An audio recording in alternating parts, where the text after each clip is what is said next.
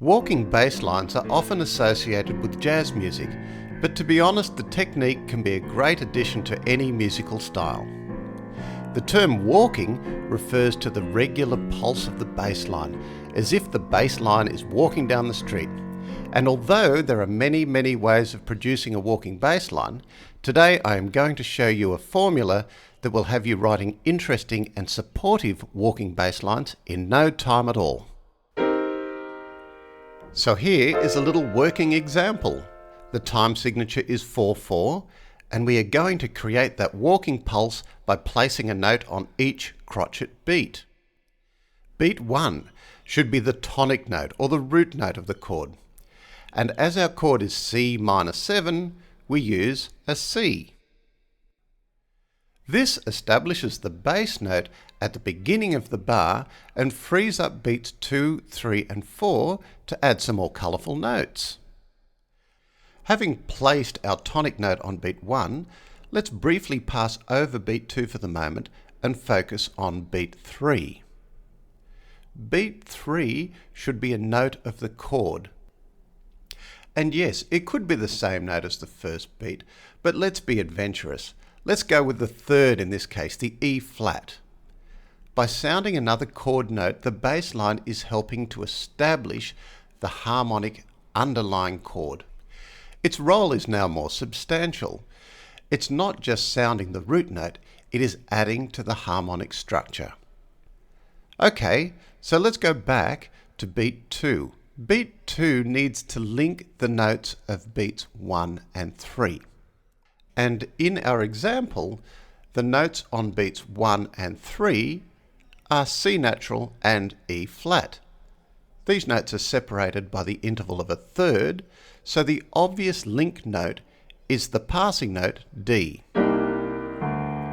If instead of choosing the E flat for beat 3, I chose another chord note like G, then the best link would be an E flat on beat 2, which is another chord note.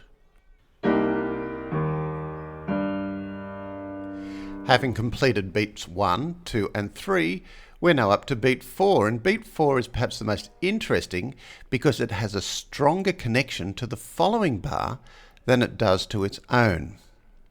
And there are 3 ways that beat 4 can lead to the root note of the following chord. One is by step. So looking at our example, beat 4 could be a G natural, which leads by step to the F natural in the following bar. The second way beat 4 can lead to the following bar is by a 5-to-1 or dominant to tonic movement. For example, a C on beat 4 leads very strongly to the F in the following bar. It's a dominant to tonic movement.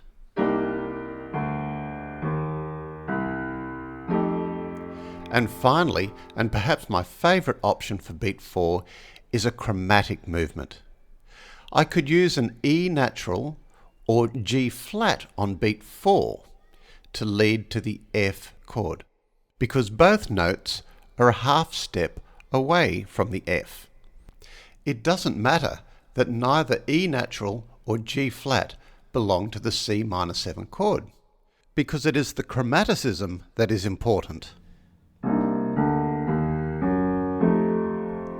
So let's take a look at the formula again. Beat 1 should be the root or tonic note of the chord. Jumping to beat 3, well, beat 3 should be a chord note, another note of the chord. If we go back now to beat 2, we want a link note, a note that links the root note with the other chord note. Sometimes that might be a passing note. It could even be an auxiliary note if both notes are the same, or it could be another note of the chord. And beat 4, well, beat 4 leads into the following bar. It either leads in 1 by step, 2 by a dominant to tonic movement, or 3 by a chromatic half step. So now let's try our formula out on a longer chord progression.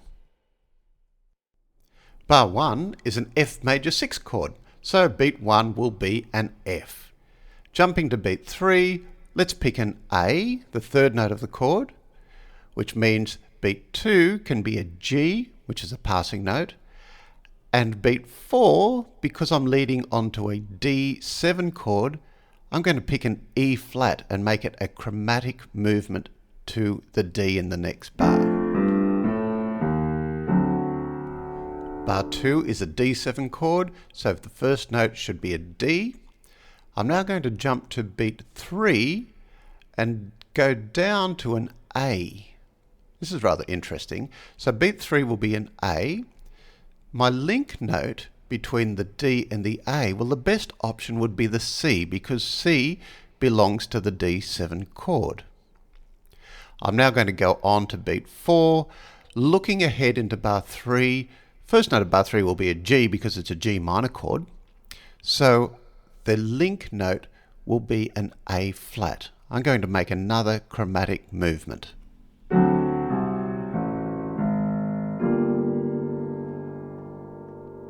Bar 3 is a G minor 7 chord, so the first note has to be a G.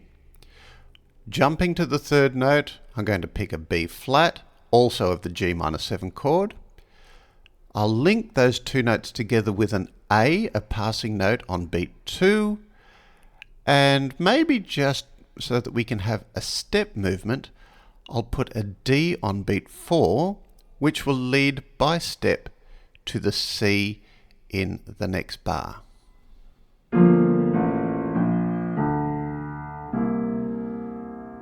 Bar 4 is a C7 chord. I have no choice. First note has to be a C. Jump to beat 3. That will be an E natural. I'll link the two notes by putting a D on beat 2. And beat 4 will be a B flat because I'm going to make a chromatic movement to the A natural in the following bar. Bar 5 is an A minor 7 chord, so I'll start with an A.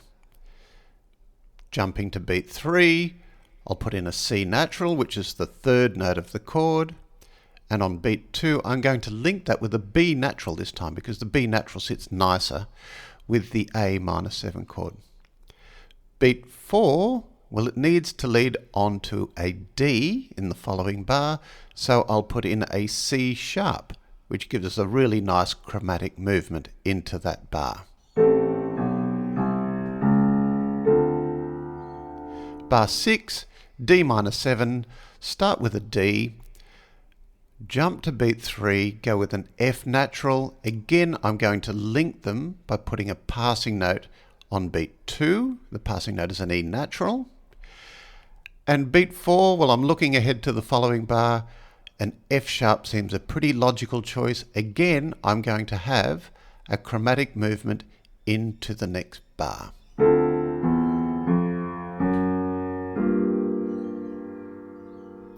Bar 7 is a G minor 7 chord, so I start with a G.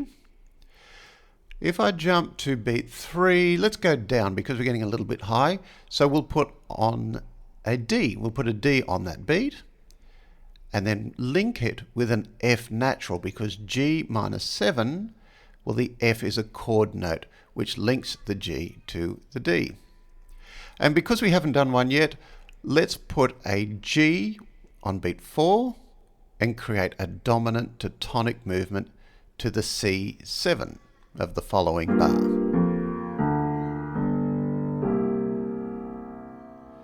Bar 8 is a C7 chord, so we start with a C. Jump to beat 3, let's go down again, so I'll make it a G. We'll link those two notes together with a B flat in beat 2, which again is a chord note. And look, we haven't got the next bar, but the next bar would be an F major 6 because it would go back to the start. So let's go a G flat, which will lead nicely onto the F of the next bar.